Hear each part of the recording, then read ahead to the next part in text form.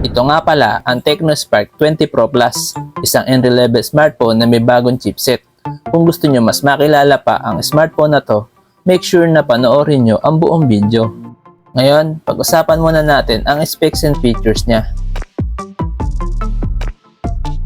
Meron itong 6.78-inch Full HD Plus AMOLED display with 1080 by 2436 pixel resolution.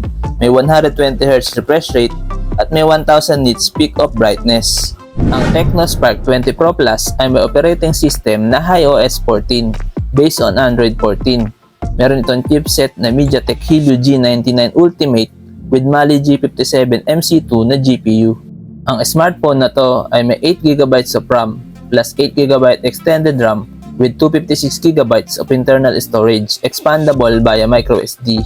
Ang Tecno Spark 20 Pro Plus ay may 108MP main camera plus auxiliary lenses with dual LED flash and HDR at kaya mag-record ng video up to 2K at 30fps. Sa kanya namang selfie camera, meron itong 32MP wide camera with 1080p at 30fps video recording.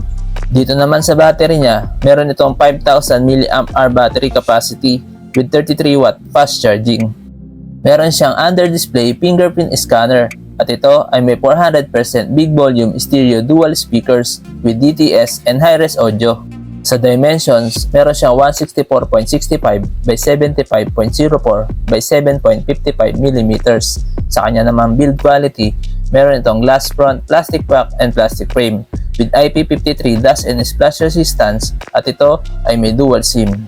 Sa kanya namang connectivity, meron siyang 4G LTE, dual band Wi-Fi, Bluetooth 5.2, GPS, GLONASS, NFC, FM radio, and USB Type-C. Sa ngayon, hindi pa available ang price ng Tecno Spark 20 Pro Plus. Ano sa tingin nyo guys? Sulit ba ang Tecno Spark 20 Pro Plus? Please comment down below. At kung nagustuhan nyo ang video ito, huwag nyo kalimutan mag-subscribe, like at i-click ang notification bell. Maraming salamat! Peace!